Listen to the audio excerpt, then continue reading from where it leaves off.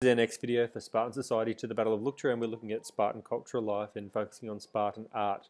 If we have a look at the syllabus, we've jumped ahead a little bit here to focus on this first, and we have cultural life here as a section, section 5, and within that we have the first dot point, which is focusing on art, and that breaks it down into 3 distinct areas that we need to be able to discuss and elaborate on in detail individually. So sculpture is one, painted vases is another, and bone and ivory carving is a third. So we need to know each of those individually and specifically and in depth. A bit of an overview of Spartan culture. We need to identify what we don't know, and we don't know a lot because the ancient writers who were writing about Sparta were biased and their accounts were incomplete, and much of the ancient evidence hasn't survived. So we don't have a lot of evidence to back up what we're trying to articulate about Sparta, and that's from Brennan. Brennan also makes a really good point that there's always going to be problems with interpreting the evidence, and there's always going to be different interpretations of that evidence because of the fact that there isn't a whole heap of evidence and it is tainted with bias. And we also need to confidently acknowledge what we just don't know about Sparta, and there's a lot that we don't know about Sparta.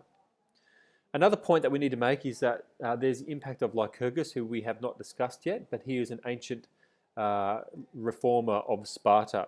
So we need to identify that there was a change as a result of the time period that he ushered in and the changes to Spartan society as a result. So the 7th century BC, there was a golden age of Spartan society where they did have a lot of cultural pursuits, but that went into a period of decline, and Fine and Murray argue that there was a decline set in by the end of the 6th century because they started to focus their attention more on military aspects and controlling the helots and the perioikoi.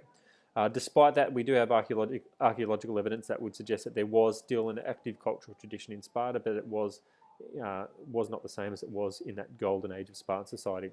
So moving forward to sculpture, we start with marble and stone sculpture. So we have some examples of these, and you need to look in more depth at the iBook for this. And we have ritualistic basins, which were found in temples, which were carved out of marble and stone. We have open-air shrines to popular gods, which is what you can see on the right here. This is a shrine to the Dioscuri, who we'll look at in more depth later on.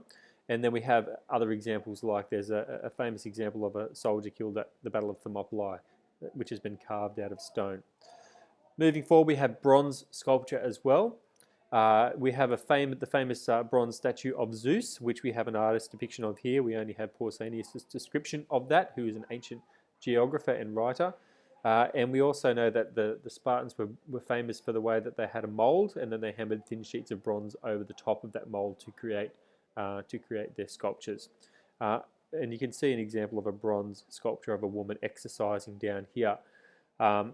We also have examples of bronze water jars, which have 3 handles, and this is an example of it here. The Vix bowl, it's called, because that's where it was found, a place called Vix. The next section that we're looking at is painted vases, and there's a really good quote that you need to learn from a historian called Fitzhardinge, and he says that they never were just imitators, they had their own character, their own sort of style and character in regards to painted vases, and we have some examples here. So we need to learn the difference between red and black figure pottery. So that's the color of the figures as represented in the image. So you can see in these ones, these are all black figure pottery examples, but there are examples of red figure pottery too. And these are all Laconia 3 examples, which is a stylistic or a style period of Spartan pottery too. So there's more depth in the iBook, but these are the terms that we do need to learn and know. Laconia 2, Laconia 3, red and black figure pottery, and those changes over time as well. The final section is bone and ivory carving, and we have lots of examples of this.